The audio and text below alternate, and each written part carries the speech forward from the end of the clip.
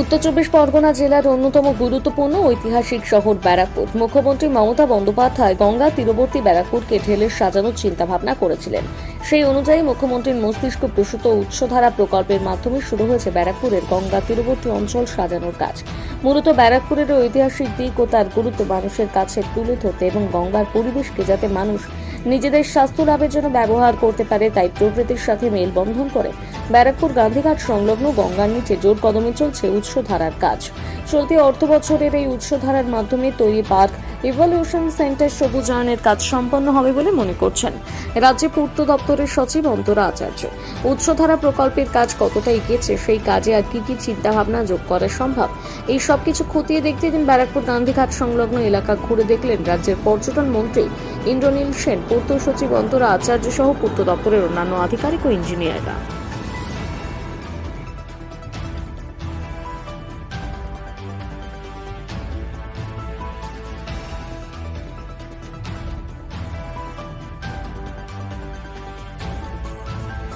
প্রকল্প উনারই স্বপ্নের প্রকল্প। আমরা শুধু ওটাকে বাস্তবিত রূপ দেওয়ার চেষ্টা করছি। তো যেটা মূল ভাবনা চিন্তা, সবাই জানে যে এই জায়গাটার যে ঐতিহাসিক একটা গুরুত্ব রয়েছে, সেটাকে আমরা আরও ভালো করে যাতে সাধারণ মানুষের কাছে তুলে ধরতে পারি, তার জন্যই এই পুরো প্রজেক্ট। আর তার সাথে সাথে একটা এখানে গঙ্গার পরিবেশটাকে যাতে মানুষ একটা স্বাস্থ্য লাভের জন্যও যেটাকে ইউজ করতে পারে, তাই যেটি জিনিসটাকে আরও একটু প্রকৃতির সাথে মেলবন্ধন করে এই স্বদেশীর ভাবনার সাথে প্রসার, এটাই হচ্ছে পুরো প্রকল্পের থিম। তো এটা যতটা আমরা ফিলসফিক্যালি বুঝছি, এটাকে ইঞ্জিনিয়ারিং কনসেপ্টে ট্রান্সলেট করাটা একটা বড় চ্যালেঞ্জ ছিল। তাই জন্যই এখানে এই পুরো ভাবনা চিন্তাটাকে রাখা হয়েছে এইভাবে, যেখানে একটা ইন্টারপ্রিটেশন সেন্টারে বিশেষ জোর দেওয়া হয়েছে, যেখানে এই জায়গাটাতে মানুষ বুঝতে পারেন যে কেন এই জায়গাটার গুরুত্ব। তার সাথে সাথে এখানে আরেকটা বৈচিত্র্য হচ্ছে, এখানে গান্ধীয়ান ইনফ্লুয়েন্স। ব্যারাকপুরের কল্পনা গান্ধীজির পরিকল্পনার বাইরে না ভাবা যায় না, তার জন্য তার কিছু কনসেপ্ট স্বদেশী ভাবনা চিন্তা।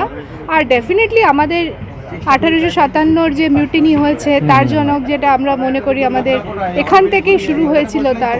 তো ওখানে মঙ্গল পাণ্ডের যে অবদান বা অন্যান্য স্বতন্ত্রতা সেনানীদের, সেটাকে একটা রেসপেক্ট দেওয়ার, হোমেজ দেওয়ার পরিকল্পনা।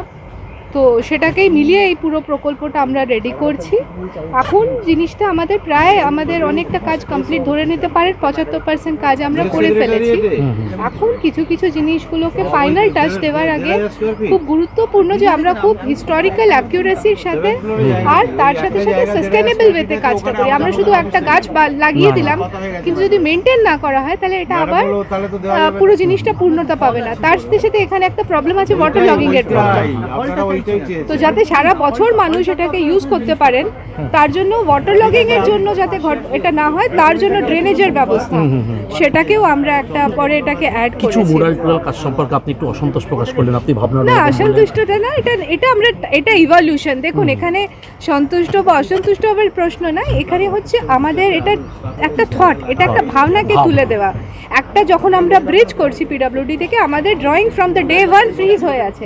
আমরা তার থেকে কিছু ডেভিয়েশনস করতে পারি না, because that's a structural safety point of view থেকে। কিন্তু এখানে যখন মানুষের ইমাজিনেশনকে নিয়ে আমরা কাজ করছি, যেখানে আমরা মিউরালসের কনসেপ্টে যাচ্ছি, এখানে আমরা এইভাবে মত বিনিয়োগ করেই তো একটা সলিউশন, একটা কনসেনসাসে পৌঁছতে চাই, যাতে এই জায়গাটা পূর্ণতা প্রাপ্ত করে। এই জায়গাটা যা আমরা বানাচ্ছি, সেটা ফর দ্য আগামী প্রজন্মের জন্যও যেন এটা একটা শুধু একটা পর্যটন স্থল হিসেবে না থাকে, তার একটা হিস্টোরিক্যাল অ্যাকিউরেসিও থাকে, তার একটা রেলিভেন্স থাকে।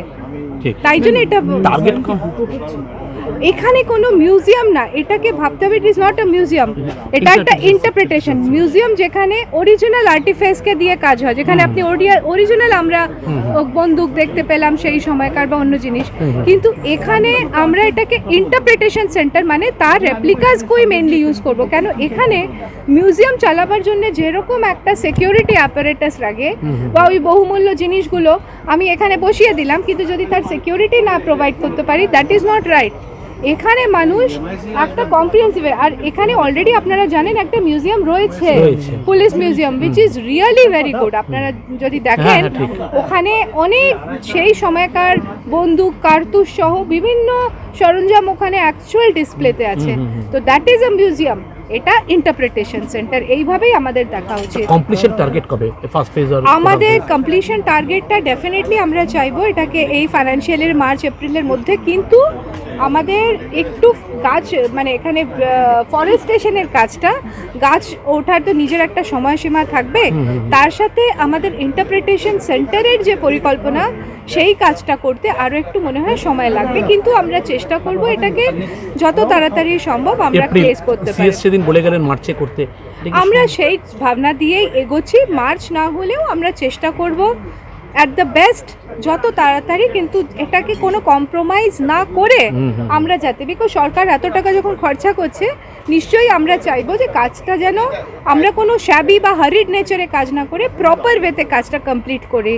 তো সেটা মাথায় রেখে আমরা চেষ্টা করব ডেফিনেটলি আগামী 3 থেকে 4 মাসে কাজটা যাতে কমপ্লিট করা যায়।